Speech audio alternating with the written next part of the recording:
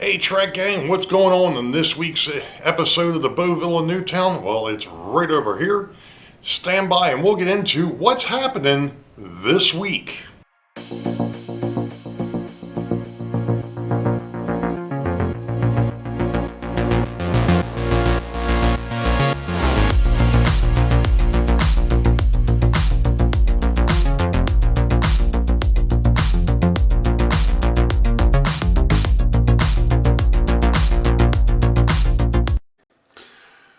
Well, hello Trek Gang, and welcome to, I believe this is episode 14, I think. It's been a weird week. I was hoping to actually show something this week, but unfortunately I had a couple things come up and didn't get done what I wanted to, but I do want to discuss some future projects that are coming up on the railroad and also talk about something else. That'll wait till the end.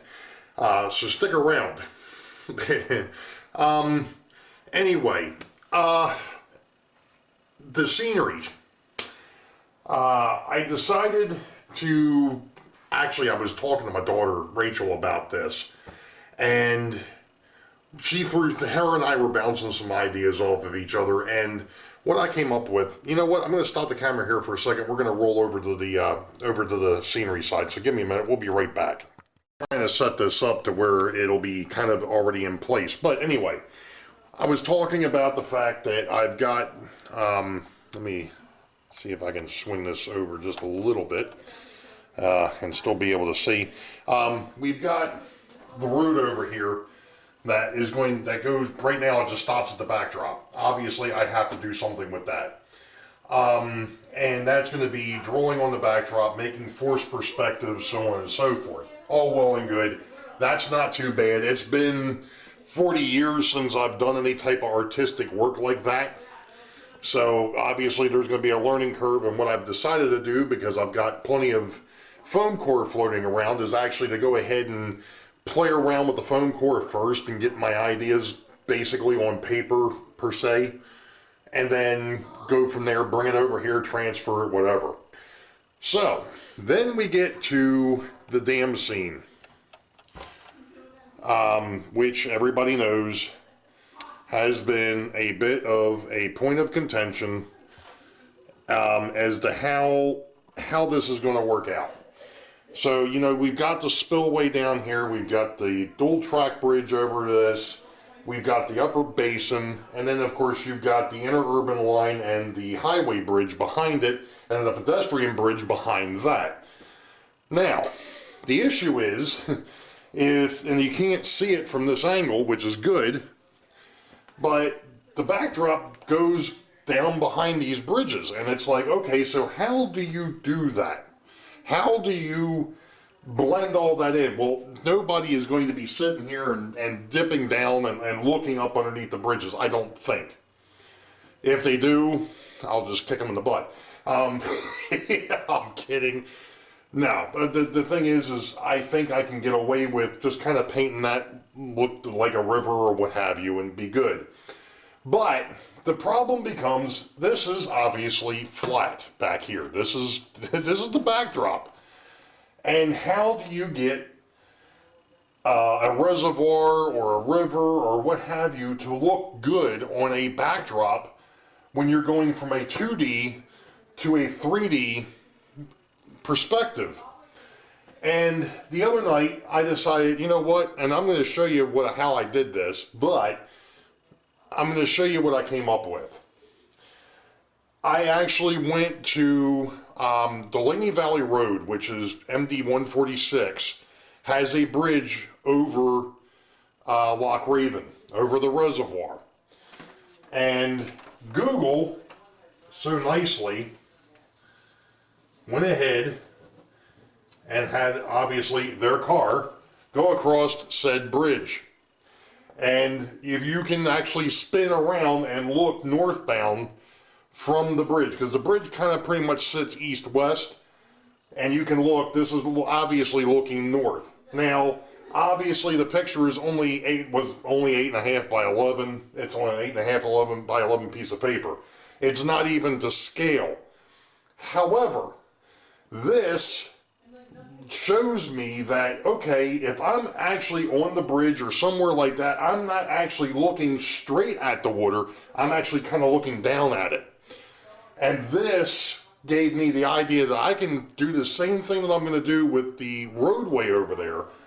Bring a piece of foam core over here, get the actual dimensions that I want of where I want the trees to be on either side, or the hillside to be on either side, and then be able to paint the water in between them. And I think that that's going to work. So that was the beginning. That was the test. Again, like so many things on my model railroad and probably everybody else's, proof of concept. You know, you kind of have to have that spark or what have you to say, you know what, yeah, I can do that. I can get this to work. So that's kind of what my thought process is here, is now I've got something that I can look at and literally draw in the hillsides that are going to be over here that are basically going to be just trees, and then be able to paint the water in between the sides and actually have it angled in, again, just like this is, to make it look like it's coming from someplace, because it is. Loch Raven is actually fed by a river.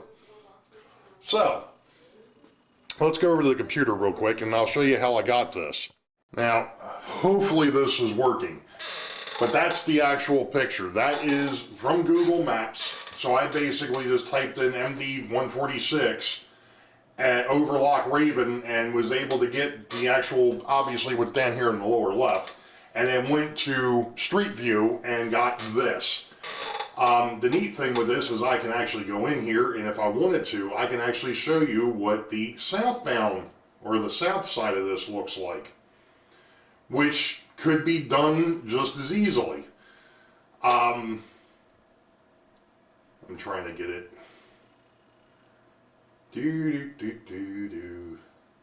There we go. So the dam itself is actually down over here. So theoretically, I could even, to a point, I could even use this to show what I want on the backdrop. Now, another way to do this, and I know some folks have done this before, is, you know, taking a picture like that and actually having a photo backdrop made. That gets a little steep, and I really don't have the budget for that. So, you know, I think the better way to do it is to try and possibly paint it myself. Like I said, it's been a long time since I've taken any type of artistic liberties like that. And I think I mentioned it on Sidetrack Sunday a couple weeks ago. You know, it's not something, I mean, it's something I know I could do. It's just been a long time. So that's the reason why I want to take some of this scrap foam core that I've got floating around here and just, what the hey, let's give it a shot. Let's paint something on there. Obviously, it's not the same as painting on the backdrop. That's going to take a little bit, that's going to be a little different. But if I can get the tracing or just the idea from here onto something and then be able to mess with it and go, stick it over there at the layout, does it look right? No. Okay, let's take it back over to the table and try it again. Because once I start messing with the backdrop, if I screw something up over there, it's going to be a pain to fix. I understand I used latex paint. I'm going to probably be painting with acrylics. One of the nice things with acrylics that they always talk about is that you can overpaint them. You can paint over top of them. That's great.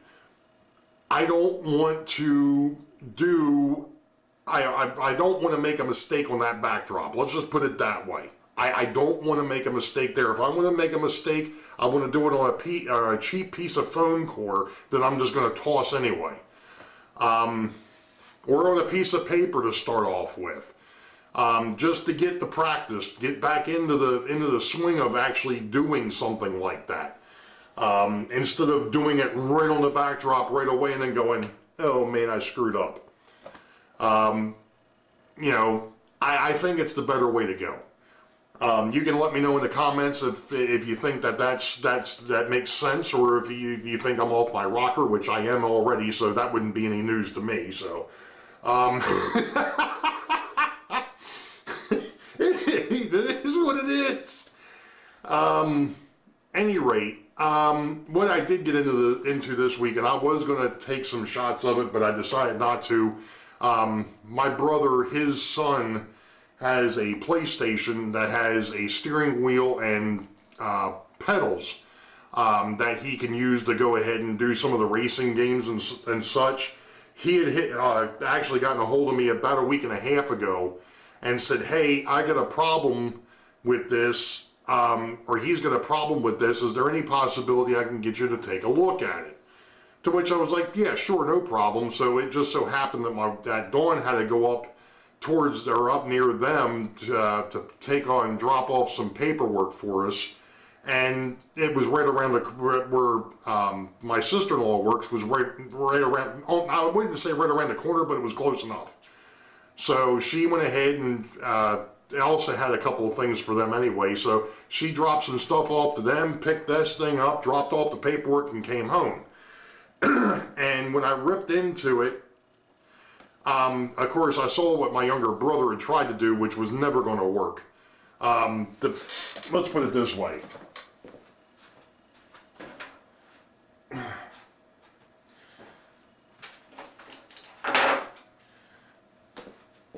This thing, honestly, the wires for this are almost as thin as a freaking hair. And what he had done is he had tried to splice it by hand. And when I got a hold of it, I took the tape off of it. I'm like, okay, well, I tried stripping the wire, the insulation on this wire back, and every time I did, I nicked the cables. So in other words, I was trying to get the outer jacket off, and it was just destroying this thing. I mean, I cut out another, I don't know, probably foot out of this thing. This is supposed to go from the pedals to the steering wheel. It's a normal 9-pin. Now, another thing is, oh, okay, well, you know what? Instead of trying to splice this, I'll just take the connector apart and solder it on. Now, the idiots, when they went ahead and made this connector, it's solid. And I started pulling it apart, and the darn pins started dropping in. And I'm like, yeah, this ain't going to work either. Now, somebody would have been, well, just go out and get another connector. Well, yeah, you probably could have done that. The problem is, this is special. You know, if you look for a normal 9-pin serial connection, those connectors are like this big. And there ain't that much room up underneath the steering wheel to be able to do that. So I was like, all right, there's going to be another way. I figured, well, if nothing else, I'm sure that the manufacturer of this thing has probably had people complain about it, and they probably have replacement parts. Yeah, they do. And guess what? It's the same garbage that they did originally. You know, it's the same hair-thin freaking wire loom and the whole, I'm like, yeah, this ain't gonna work. And while I was on Google, they had put something up that was up on Reddit. And I was looking at that, and they were talking about something else, but they said, hey, if you're looking for modifications, you need to go check out XAXC Simulations, which is over in Great Britain. And I'm like, okay, fine, whatever. I go over to their website, they've got the wiring loom, but it's upgraded. It's got normal 18-gauge wire in it, and a connector that comes off the side instead of out the back. I'm like, this is the way to go. So I told my brother about it, and he's like, well, how much is it? And I told him, he says, yeah, do it. So, you know, the whole thing was right around 50 bucks, I think, and it took a little over a week to get here. You know, it got stuck in customs for like 3 days. But that was my fun this week, was, you know, waiting for the part and then going ahead and playing with this. So, but that's basically what I was really going to hope to get into this week, was really starting to draw out the backdrop and so on and so forth, and obviously just didn't get to it. Now, there is another interesting little development, and that is the possibility, and I'm still looking into it. I just got finished talking to Dawn and Rachel about it. there is a possibility that Dawn and myself are going to try to make Amherst next year, 2026. So I'm going to do a little bit of research and see what it's going to take. We're probably going to end up taking the train up. I just feel better because of the fact that time of year, the weather up north, it can be so unpredictable, and I don't want to be, you know, dealing with the possibility of having an airplane get delayed or what have you. I know that they deal with it all the time up there. That's not the point. The thing of it is if something happens down here with the weather, we deal with it, but we're not as equipped to deal with it as they are up there. So it might be able to get there, it may not be able to get back. So I'm going to do some research into it. I would like to know how many folks in the community are thinking about hitting Amherst 2026. Because that was one of the things that Dawn was asking. She said, who all's going to go? And I'm like, I said from the past, I said, it sounds like a whole bunch of people normally go. But, you know, I think she was wondering if some of the wives, girlfriends, significant others were going to end up there as well. So I don't know. Both of us might be going. It may just be me. Like I said, do some research, get some things together, take a look at it, and go from there. Now, I do know that Sparky has got something coming up the end of August. As of right now, I don't think I'm going to be able to swing that one. Namely because of the fact that I've got a couple of things coming up this year. My wife's got family coming in from overseas the end of July. Then right after they leave, I think we got like 4 days and then we go on vacation. So I'm chewing up quite a bit of vacation time there already. And the other thing of it is with me, you know, doing what I'm doing now for work, it's kind of, I'd have to see how things play out. Like I said, I'm going to put it in there as a maybe, but I'm not 100% sure I'd be able to get up there. I would like to, but again, I really don't know, Sparky. I'd love to come up there and see your layout in person and so on and so forth. I just don't know if it's in the cards right now. Besides the fact that there's some other things going on as well, so which I'm not going to get into, but you know, just have to wait and see and play and figure that one out and see what happens. If I did, I would probably drive up anyway. So that one there is not that. I think when we went up a couple years ago to Niagara, I think it took us 8 hours to get there. And I think that was with a couple of stops along the way. So I know I can do that. I'm just not sure if it's, like I said, if it's really going to be in the cards for later this year or for August. So with that being said, I know that there's one thing I would like to do, and I think I'm going to swing around and we're going to do this because I haven't done this in a while, and it's one of those funny things. I was actually just going through some of my older videos from 2019 and all, and I realized that one of the things that I had done was shout outs to new subscribers, and it's something that I obviously have not done in a long time. So I think what we're going to do here somewhat quickly is we're going to go back to the beginning of this year and see who we've got that I have or have subscribed to me since January of 2025.